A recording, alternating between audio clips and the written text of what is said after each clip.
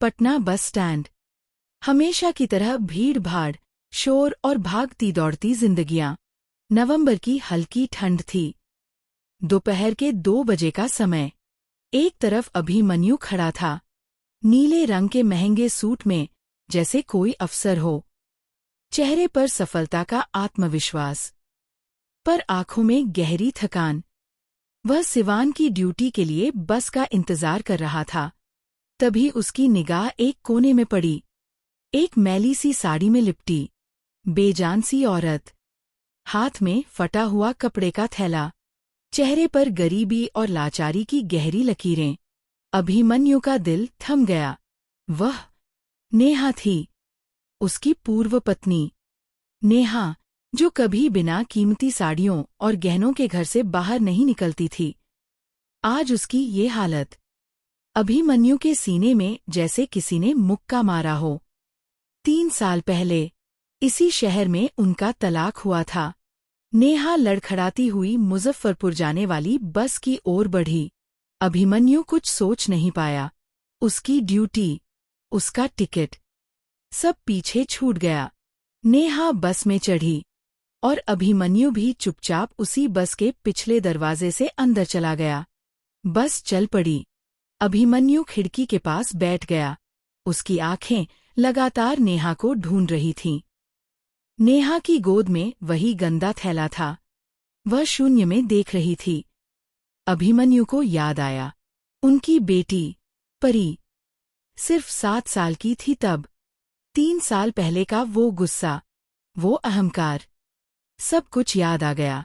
उसने कभी नेहा को फोन नहीं किया, कभी मिलने की कोशिश नहीं की, क्योंकि उसे लगा था गलती नेहा की थी। और आज उसे अपने ही फैसले पर पछतावा हो रहा था। कंडक्टर बोला, ओ भाई साहब, यह मुजफ्फरपुर वाली बस है, आपका टिकट सिवान का है। अभिमन्यु ने बिना कुछ कहे 50 रुपए का जुर्माना दिया और नया टिकट खरीदा। उसे पता था यह गलत है, पर नेहा को इस हाल में छोड़ना अब मुमकिन नहीं था। वह आज भी उससे प्यार करता था, इसलिए तो उसने दोबारा शादी नहीं की थी। बस एक ढाबे पर रुकी। सारे यात्री नीचे उतरे। नेहा बस में ही बैठी रही। अभिमन्यु ने दूर से देखा। वह अपना छोटा सा पर्स खोलकर उसमें झांक रही थी। चेहरे पर चिंता की लकीरें साफ थीं। शायद उसके पास ऑटो का किराया भी नहीं था। यह देखकर अभिमन्यु की आंखों से आंसू बह निकले, पर अब भी हिम्मत नहीं जुटा पाया कि जाकर उसका हाल पूछे। बस फिर चल पड़ी। मुजफ्फरपुर आ गया। नेहा उतरी। अभिमन्यु पीछे पीछे। नेहा ने एक ऑटो रोका। धीरे से बोली, सरकारी अस्पताल, जनरल वार्ड। अभिमन्यु के रोंगटे खड़े हो गए। उसने भी एक ऑटो लिया। उसके पीछे चलो। दोनों ऑटो अस्पताल पहुंचे। नेहा तेजी से अंदर भागी। अभिमन्यु भी पीछे गया। वहां एक बेड पर पड़ी थी। सांसें तेज चल रही थीं। अस्थमा से जूझती छोटी परी। नेहा के अमीर भाइयों ने उसे त्याग दिया था, क्योंकि बीमारी बदनामी लाती है। अभिमन्यु अब खुद को रोक नहीं सका। वह दौड़कर परी के पास गया। सिसकते हुए बोला, परी, मेरी बेटी। नेहा ने हैरानी से उसकी तरफ देखा। पहले तो उसे विश्वास ही नहीं हुआ। फिर बोली, तुम यहाँ क्या कर रहे हो? हमारा तलाक हो चुका है। अभिमन्यु ने हाथ जोड़ लिए। नेहा, वह मेरी भी बेटी है। तुम्हें मुझे बताना चाहिए था। नेहा ने कठोर आवाज में कहा, अब हमारा कोई रिश्ता नहीं। मैं अपनी बेटी का ख्याल खुद रख सकती हूँ।